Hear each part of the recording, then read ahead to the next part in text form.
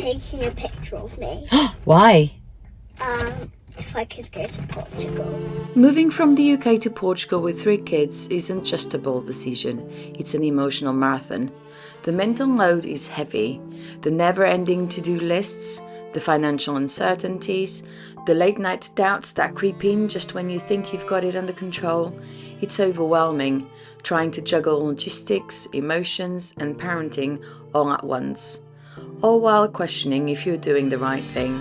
The fear of the unknown is real. We're walking away from the familiar into a future that's not yet written, but deep down we believe this risk will lead to something greater. A slower pace, deeper joy, and a more fulfilled life for all of us. This week we're going to talk about our fears as well as the mental load of moving to Portugal. We also have some exciting updates this week which we can't wait to share with you. If this is your first time here, welcome. We're the Mills family. Please make sure to subscribe to follow our journey and support our channel. It means the world to us. Our hearts beat to the city streets. We began to feel the fire.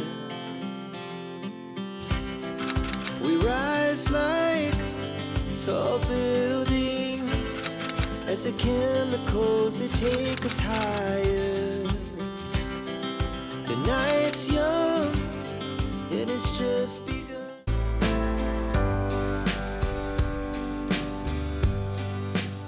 We might have the kids in and out on this one. The girls are playing in the garden. Looking after a bumblebee. Yeah, that came from Grandma's house with all the lavender that we picked.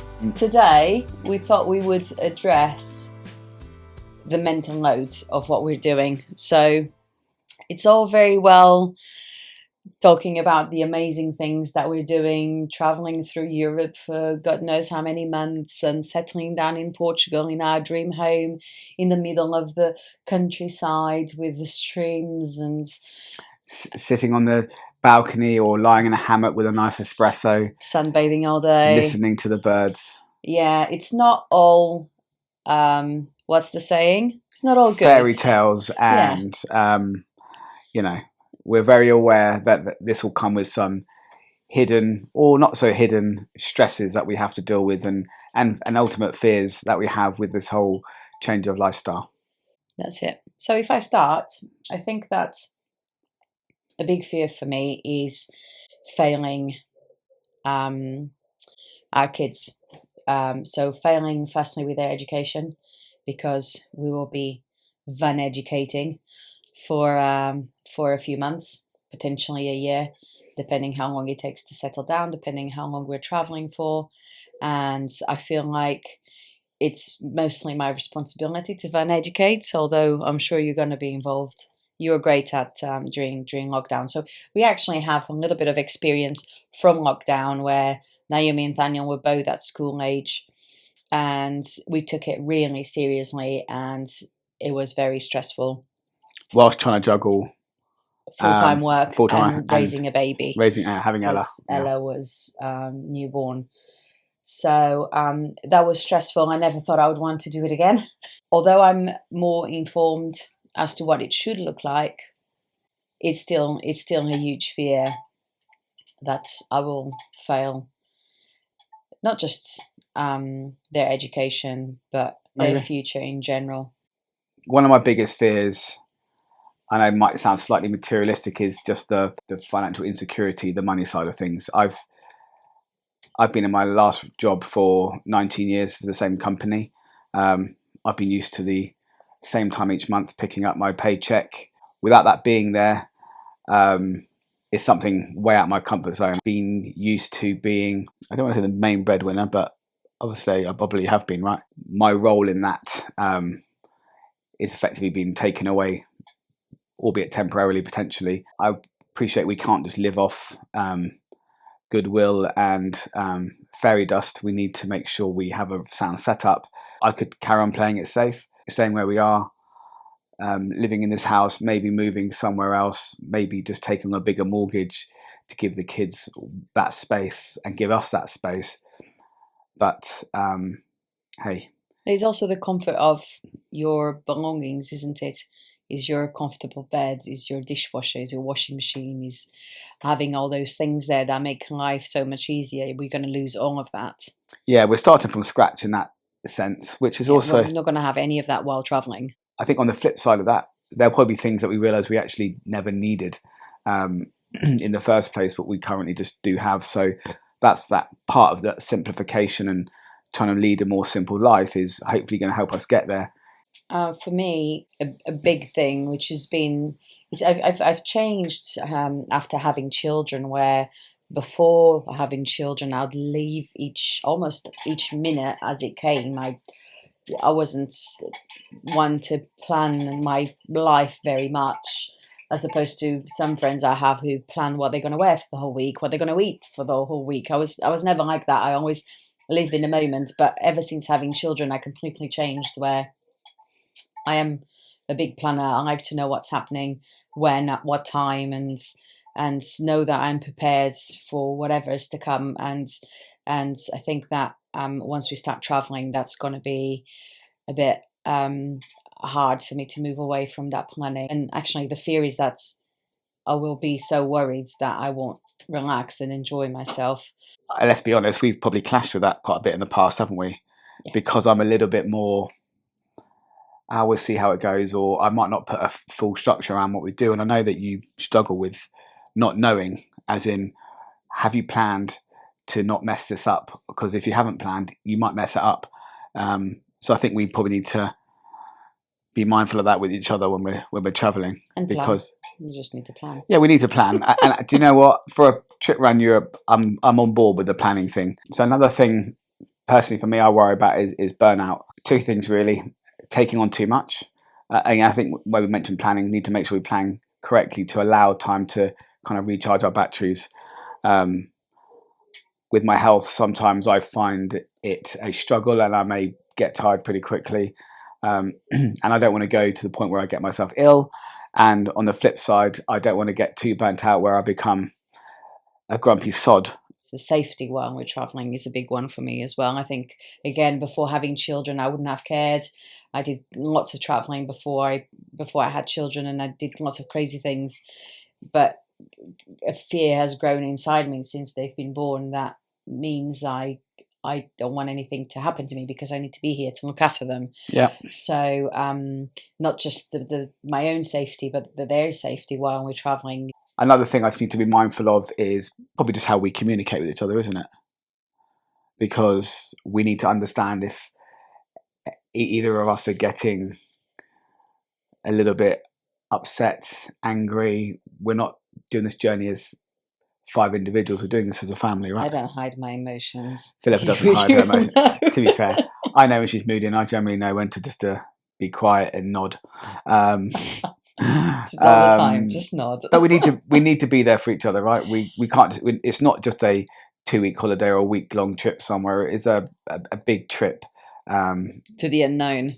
To the unknown, and there will be ups and downs. Hopefully more ups, but we just need to make sure we're there supporting each other and communicating. And yeah, actually, that's the penny just dropped then, where I realised that all the trips we've ever gone on together, we know where we're going to end up. Yeah. We're going to end up back at home after 1 week, after 2 weeks, after 3 weeks. This time we don't know. We don't know the full list of countries we may even go to, which is... So that's a fear in itself, isn't it? Like, if things go wrong, we haven't got anywhere to go. Like, we haven't got our safe space to go back to. We will have European travel cover. It's interesting. And car breakdown cover to make sure we are covered from that respect. But that's another fear, breaking down, isn't it? Breaking down in the middle of a mountain without any signal. That's a big fear. So we need to make sure our van is fully stocked with stuff so we don't get eaten by bears. One of my biggest fears, which I think is quite a natural one, is failing. We have a plan which isn't fully maybe thought out. Is it thought out? Yeah. And one of the things one of my uncles told me was, you can do really well in Portugal, but make sure you have a plan. Yeah. And we don't yet. So our plan is to, we have a plan, loose plan. We haven't got a plan. We haven't got a plan, have we? We have a plan maybe for the next year with regards to travelling, settling down in Portugal and buying a property. Post that, we probably don't have a plan, do we? Really? No. And obviously we need to make sure that we are financially sound. We want to live off less, so we don't have to earn that much, but we have to be realistic around that. And one of the fears is failing and us having no option but to return to the UK. But I think that would then be failure for us, and it's also not what we want, and I don't think that will make us happy. One of my fears, which you'll probably find is a little bit silly as well, because it shouldn't really be a fear, is something that's, there's always a work around it. But I fear stress at the moment. I want to avoid as much as possible. And so that's the red tape in Portugal, the bureaucracy, the 10,000 pieces of paper they ask you for everything that you want to do. You just don't want that back and forth, do you? Yeah. You can't want to say, tell me exactly what I need to get this result. Yeah, and that doesn't happen in Portugal. That's it. It'll be easier for me to deal with them because I speak the language. So Yeah. I will have to default to Portugal. I will have to default to Philippa on that one.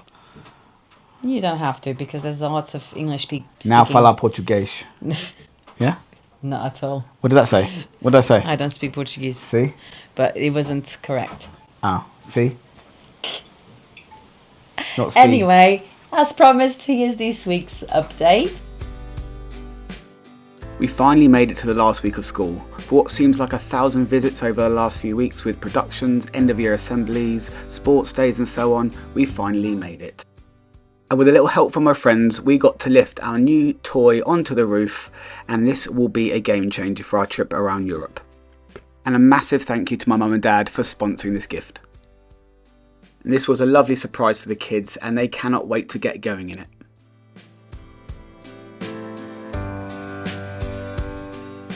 And Philippa's cousin came to visit from Portugal, which was great.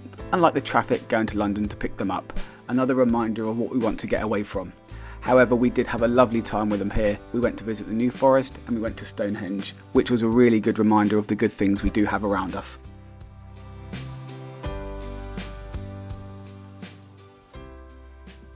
We've taken Ella out of school today, just for a couple of hours, nothing major. We are going, what are we going to do, Ella? Can you tell us? To the office. What are we doing at the office? Taking a picture of me. Why? If I could go to Portugal. To check if you can go to Portugal? Yeah. Do you think they check how beautiful you are before they decide if you can go or not?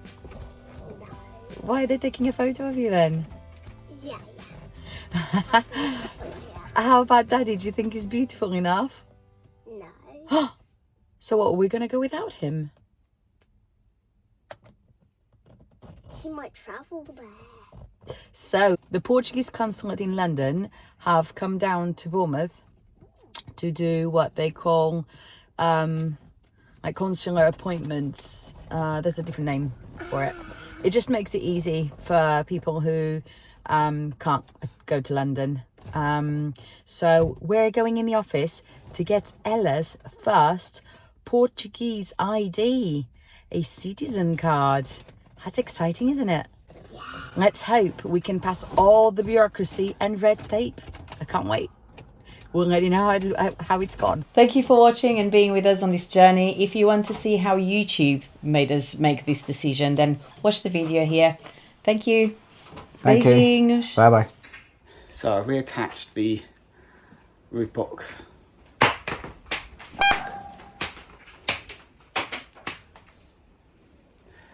So